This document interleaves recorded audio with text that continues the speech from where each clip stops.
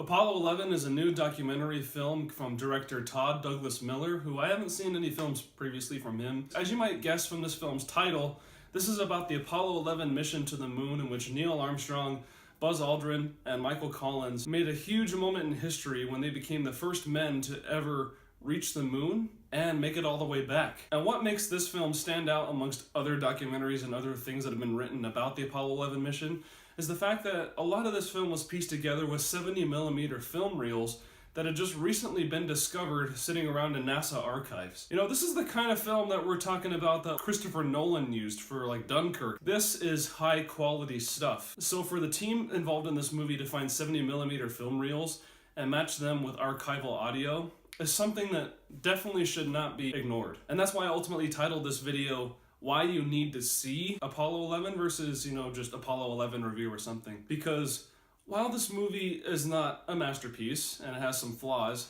I think what this film represents for the film community and what it does for history as a whole is very important. It's a very good film otherwise, but because of the value that it has in piecing together history, I think people should recognize just how great that is for us as a people. The main drawback of this film is that it does incorporate 70mm footage from back in the day and restores it to beautiful, mind-blowingly gorgeous resolutions that make one think, is this really filmed 50 years ago? Like literally, there were moments where I was sitting in the seat in the theater I was in where I was just awestruck by what I was looking at. Even with some of the footage that I was looking at in which you're viewing things that were taking place from within the perspective of the astronauts, it's like, was this actually filmed or did they just fabricate this on a computer? And the amazing thing is that because all of this really did happen, and we know that it's a true event in human history, it's all the more inspiring to think that we can take footage and audio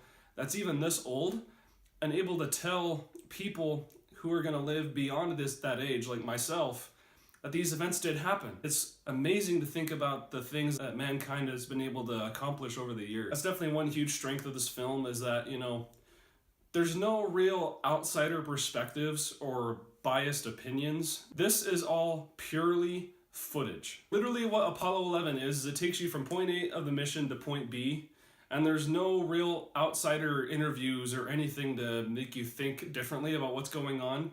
You're literally just watching it all take place right in front of your eyes. And of course, there's some informational dialogue and images that are spliced in between to help you realize kind of the science behind what's going on. Overall, this is what the documentary genre should be. Just a pure look into history and helping us understand an event from a very unbiased and very clear viewpoint, just helping us understand how everything happened. And for an event like this, where it's even far-fetched to think today that people 50 years ago were able to make it to the moon, and quite frankly make it back, I think that's very inspiring and something that people should definitely not ignore. And I truly felt inspired by this movie just because it was such an amazing human accomplishment back in the day, and it still is. The fact that we can just sit there and watch it all unfold right in front of our eyes and see this amazing event take place is something that makes for purely amazing cinema. You might not think that crappy footage that was taken by these handheld cameras that are inside the modules would make it for interesting cinema too.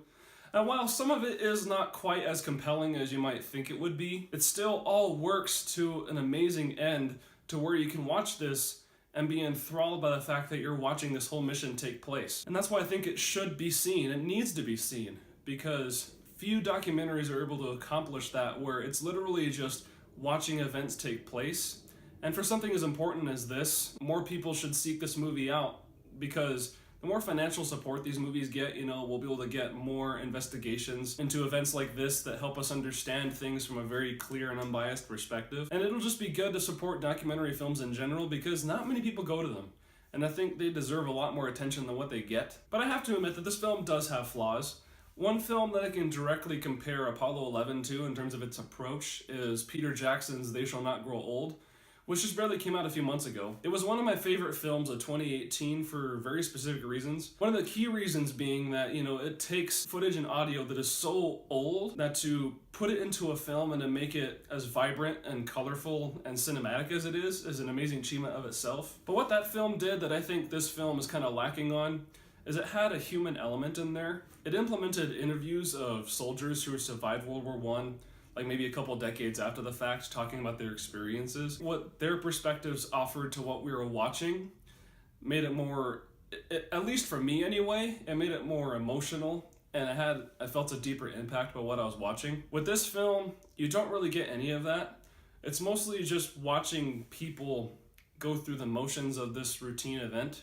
I mean, obviously it wasn't routine because nothing like this had ever been attempted or even accomplished before.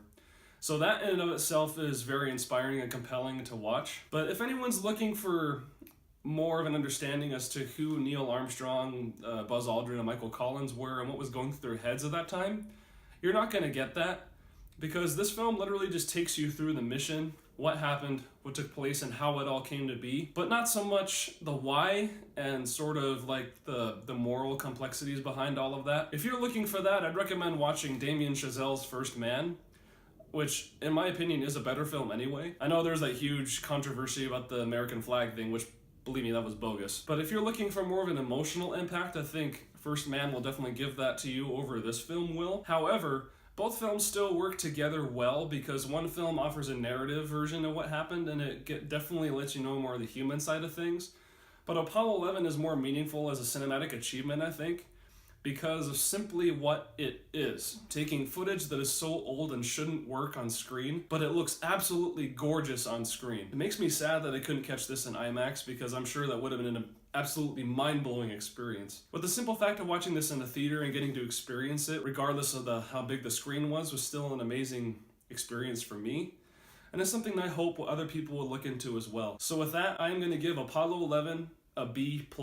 Also in my reviews, there's something I've forgotten to do for the past few months or so, which is the age recommendation. This is something I like to do in reviews because I'm conscious of my audience who likes to think about a film's content, like sex, violence, and stuff, before they go watch a movie. And so I want to keep on trying to do that with my YouTube channel as well. Even though Apollo 11 might not appeal to the youngest of kids, just because some parts certainly drag compared to other scenes, but there is literally no violence, language, or sex at all in this documentary. It's literally just taking you through the whole entire event as it took place. So I would technically give this like an all ages rating, but because of the nature of what this film is, I'd say it's best for people who are at least 10 years old and up. Thanks again for watching this review. I really, really hope you will check this movie out if it's available in your area. Currently, it's my favorite film of 2019. That could change depending on what comes out in the next couple months or so. But for now, it is something that I hope people will genuinely seek out if it is near them. And if you miss it in theaters, see it as soon as you can once it comes out on home media, please. Pretty soon I'll have a couple more videos coming up. One that I hope to be talking more about the Retro Movie Minute feature that I'm doing, as well as a review of Triple Frontier, a new thriller that came out on Netflix recently. I was really excited for that one, so I want to get a review out to you guys. But otherwise, thanks for watching, and you have a good day. Thank you.